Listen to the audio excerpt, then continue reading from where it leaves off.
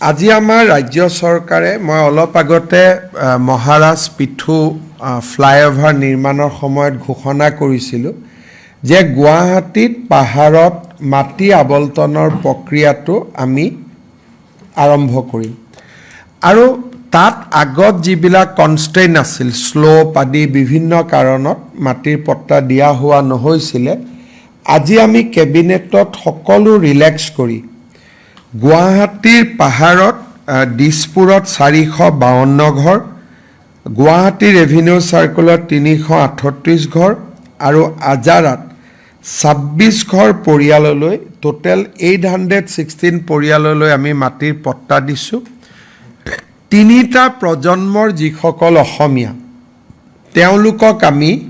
একাদিক্ৰমে এতিয়াৰ পৰা মাটিৰ পট্টা দি যাম যি বাধা আছিলে পলিচি সংক্ৰান্তত এই বাধা আঁতৰি গ'ল মই ৰাজমন্ত্ৰী ডাঙৰীয়াক অনুৰোধ কৰিম এই 816 গৰাকীক পাৰিলে 15 তাৰিখে মাটিৰ পট্টা দি দিব লাগে আৰু ৰেভিনিউ ডিপাৰ্টমেণ্টে পাৰে আৰু 12,000 আবেদন আমাৰ লগত জমা হৈ আছে বাকি আবেদনখিনিও আমি সংগ্ৰহ কৰি সোনকালে পট্টা দিয়াৰ ব্যৱস্থা হাতত ল'ম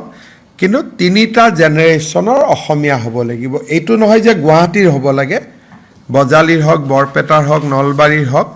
তিনিটা জেনেৰেশ্যন অসমত থকা পৰিয়াল হ'ব লাগে